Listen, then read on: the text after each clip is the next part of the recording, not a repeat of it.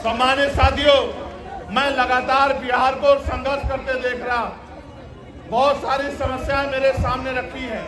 मैं आपको बहुत बड़ी गारंटी तो नहीं देता, क्योंकि इस गारंटी का काम तो देश के प्रधानमंत्री ने ले रखा है कि वो गारंटी बहुत देते हैं। वो तो इतनी गारंटी देते हैं कि इनकी गारंटी में कमजोर वर्गों के जीवन की गारंटी भी पीछे चली गई है। इसलिए मैं आपको एक ही गारंटी दे सकता हूं कि रोटी, कपड़ा, मकान, पीने के लिए साफ पानी, पहनने के लिए अच्छे कपड़े, अच्छी शिक्षा, अच्छी चिकित्सा और नौजवानों को, पढ़े लिखे नौजवानों को रोजगार, महिलाओं को घर पे कुटीर उद्योग लगा के रोजगार, ये बहुत कोई बड़ा काम नहीं है। मैं आपको गारंटी देता हूं, आने वाले समय में आप आजाद समाज पार्टी को अवसर देना। अगर 1 साल के अंदर ये काम करके नहीं दिखाया तो जो आप कहोगे वो बात हम लोग आप पिछले लंबे समय से कभी किस पार्टी को मौका देते आए हो, कभी आप किसी को बनाते हो, कभी आप किसी को बनाते हो, और 5 साल तक आप इंतजार करते हो कि ये नेता किसी के बारे में ऐसे शब्द ना कहो जो आप अपने पिता के लिए नहीं सुन सकते। अगर सुन सकते हो तो कहो।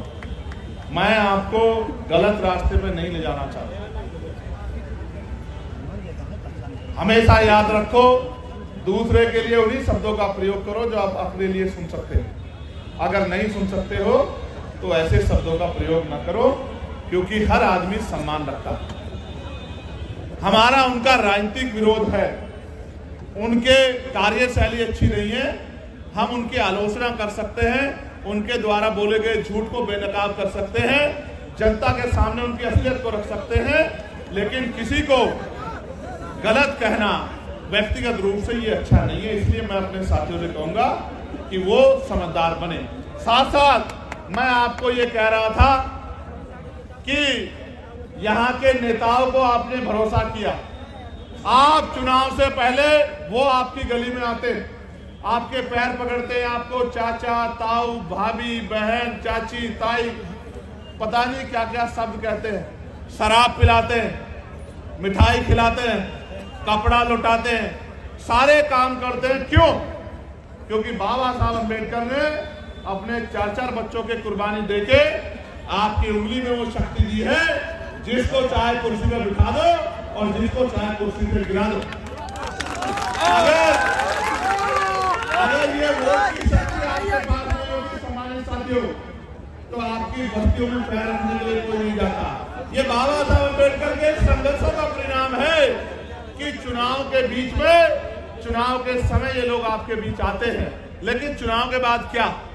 5 साल तक आप लोग इंतजार करते हैं कि नेता दोबारा दिखाई दे जाए, लेकिन नेताजी दोबारा नहीं आते। आप उनके दरवाजों पर जाते हो तो वो गेट बंद कर लेते हैं और ये कहते हैं कि नेताजी यहाँ नहीं है। आप ये बताओ, इन नेताओं के सारे आप अपनी लड़ाई को लड़ लो।